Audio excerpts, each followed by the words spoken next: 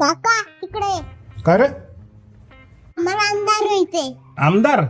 संध्याकाळी 8 नंतर मी मुख्यमंत्री असतोय. तू एक काम कर, बंगल्यावर ये, तुला आमदार करतो.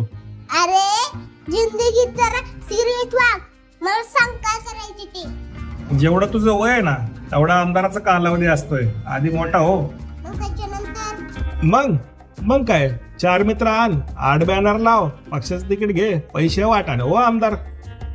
मी पडलो तर मग काय कर, दुसऱ्या पक्षाचं तिकीट घे आणि परत उभा राहा. समजा माझ्याकडे पैसे नाही मग. पैसे नसला ना त्याच्याकडे पैसे ना त्यासोबत बोलायचं.